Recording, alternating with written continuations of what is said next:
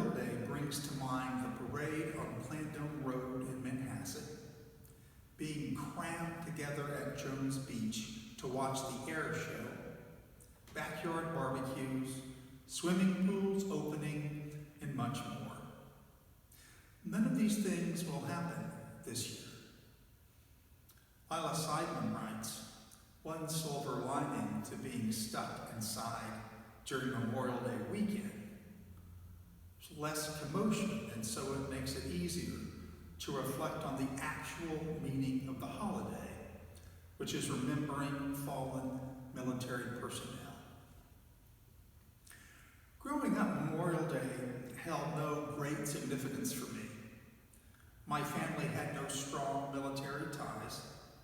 My father came of draft age in between Korea and Vietnam. An uncle spent some time in the Marines during peacetime. He had the difficult duty of serving in Hawaii. Another uncle served as an MP in Vietnam. He spoke of his experience only once when I interviewed him for a high school history project. I also remember a veteran who went to my church in Tennessee named Mr. Brewer. I interviewed him for the same high school history project. Mr. Brewer fought in both World War II and the Korean War, as did Ted Hennig. Mr. Brewer's sacrifice was not obvious to strangers, but he sustained a serious head injury and lived the rest of his life with a steel plate in his head.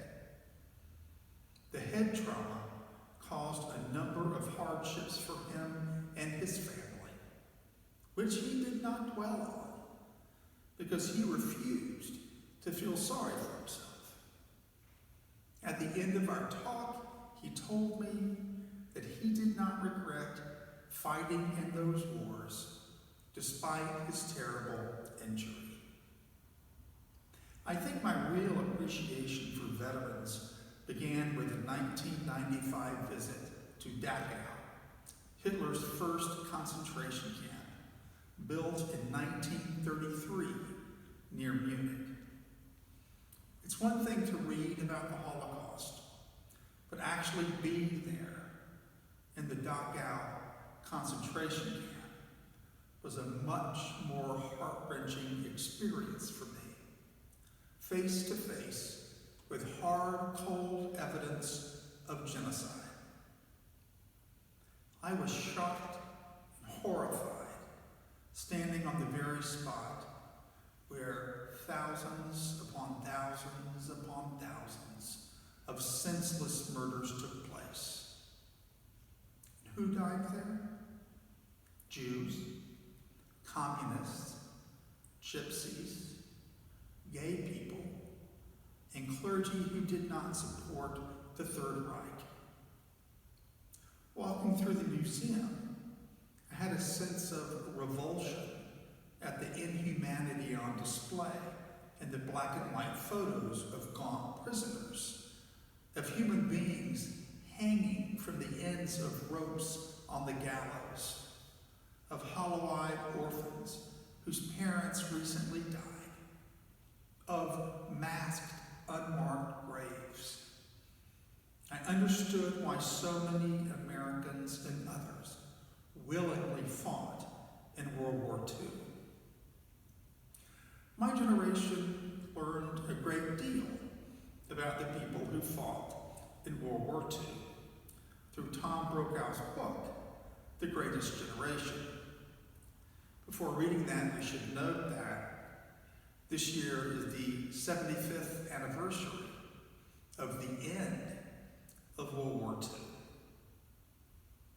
Brokaw wrote, "They answered the call to save the world from the two most powerful military machines ever assembled.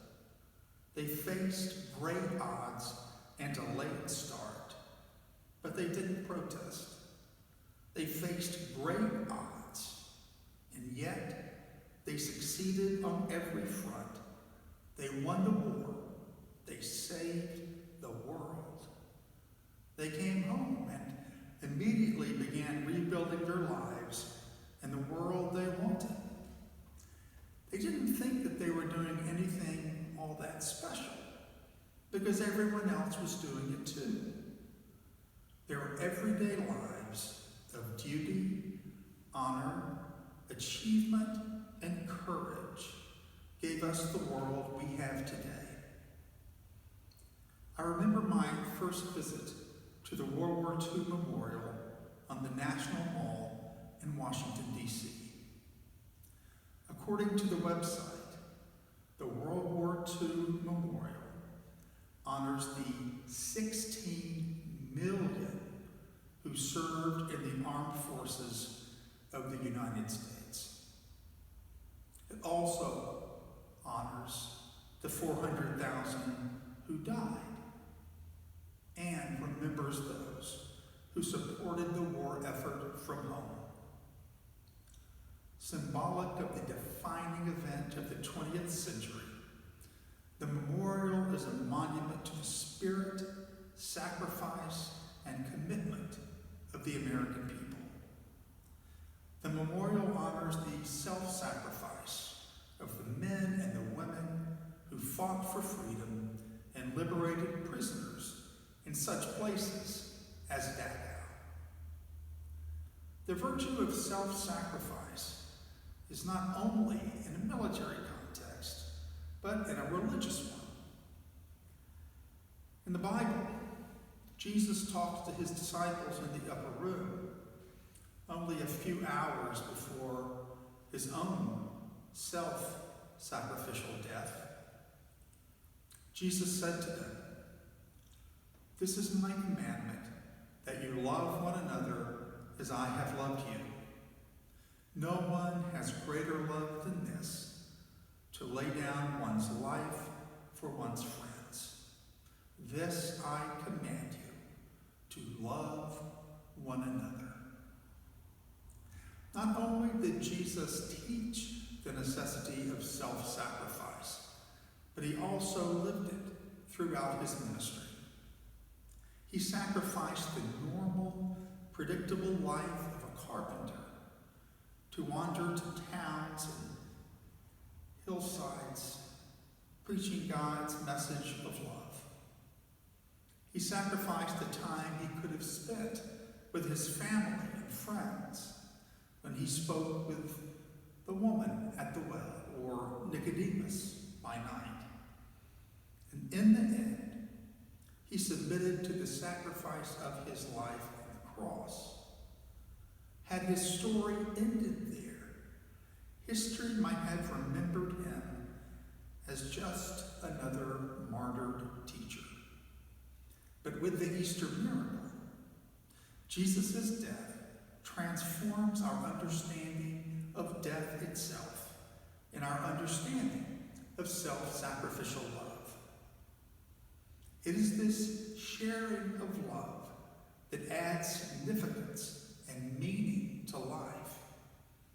When people spend their lives trying to make the world a better place, when people try and leave their communities better than they found them, when people invest themselves in helping the global community, when people seek to love God with all their hearts, souls, minds, and strength, and their neighbors as themselves, then life can have deep meaning and an abiding purpose.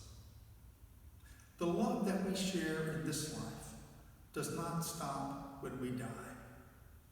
Rather, love is like a pebble dropped in a still pond, creating ripples that bounce from shore to shore, creating more and more ripples. Love is like that.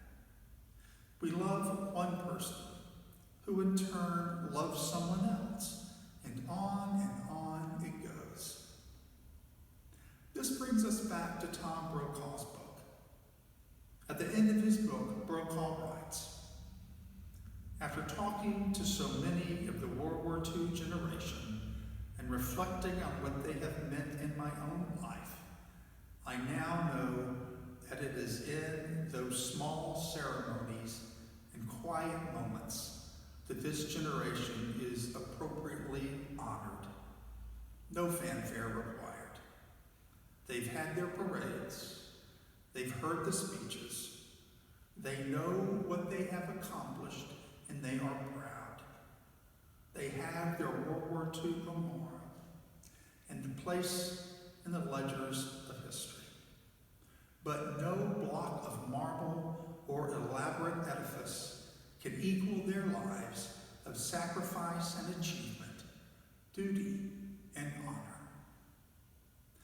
The World War II generation achieved greatness in their time, some in the military, others as civilians.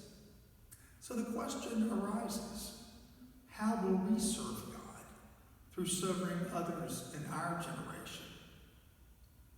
Living through the coronavirus pandemic has been hard, with almost 350,000 deaths worldwide. If 50,000 more people die, and sadly they will, it will equal the number of Americans who died in World War II, 400,000. When our children and grandchildren ask about the 2020 pandemic, what will we tell them?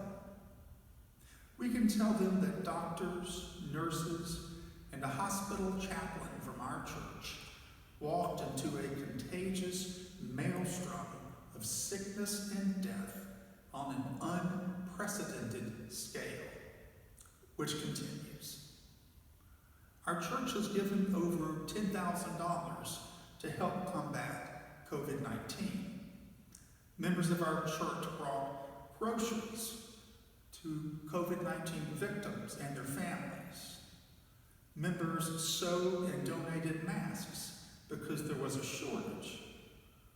Our Center for Wellbeing began offering numerous online programs to support people, body, mind, and spirit, with the practitioners who donated their time. Lori and I have done our part as well.